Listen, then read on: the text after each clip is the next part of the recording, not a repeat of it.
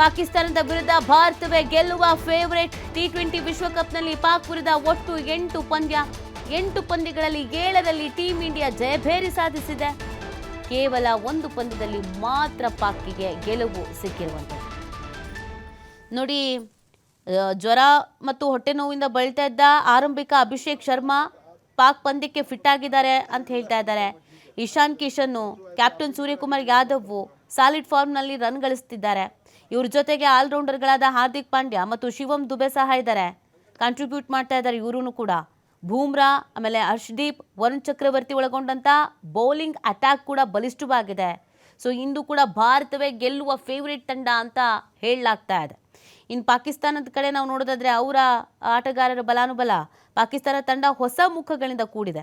ಹಾಗಾಗಿ ಸದ್ಯ ಹೈ ಜೋಶ್ನಲ್ಲಿರುವಂತೆ ಕಾಣಿಸ್ತಾ ಇದೆ. ಟಿ20 ವಿಶ್ವಕಪ್ಗೂ ಮುನ್ನ ಆಸೀಸ್ ವಿರುದ್ಧ ಟಿ20 ಸರಣಿ ಗೆಲುವು ಸಾಧಿಸಿದ್ದಾರೆ.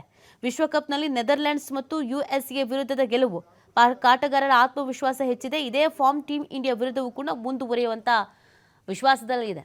ಇನ್ನು ಈಗಾಗಲೇ ಈ ಹೈ ವೋಲ್ಟೇಜ್ ಕದನಕ್ಕೆ ಮಳೆಯದೊಂದು ಭೀತಿ ಇದೆ. ನೋಡಬೇಕಾಗತ್ತೆ ಏನಾಗುತ್ತೆ ಅಂತ. ಭಾರತ ಪಾಕಿಸ್ತಾನ ನಡುವಿನ ಈ ಪಂದ್ಯಕ್ಕೆ ಒಂದೇ ಒಂದು ತಡೆ, ಮಳೆಯ ಭೀತಿ. ಇವತ್ತು ಸಂಜೆ ಮಳೆ ಆಗುವ ಸಾಧ್ಯತೆ ಇದೆ ಅಂತ ಹೇಳಲಾಗಿದೆ. ಬಂಗಾಳ ಕೊಲ್ಲಿಯಲ್ಲಿ ವಾಯುಭಾರ ಕುಸಿತ, ಹಾಗಾಗಿ ತೀವ್ರ ಮಳೆ ಆಗುವ ಸಾಧ್ಯತೆ ಇದೆ ಅಂತ ಹೇಳಲಾಗಿದೆ.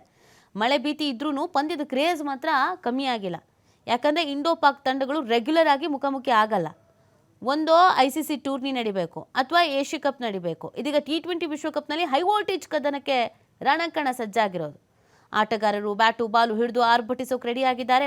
ರೋಚಕ ಕಾದಾಟವನ್ನು ನೋಡೋದಕ್ಕೆ ಫ್ಯಾನ್ಸ್ ಕೂಡ ತುದಿಗಾಲಲ್ಲಿ ನಿಂತಿದ್ದು ದೇಶದೆಲ್ಲೆಡೆ ಟೀಮ್ ಇಂಡಿಯಾ ಗೆಲ್ಲಲಿ ಅನ್ನೋ ಪ್ರಾರ್ಥನೆ ಜೋರಾಗಿದೆ.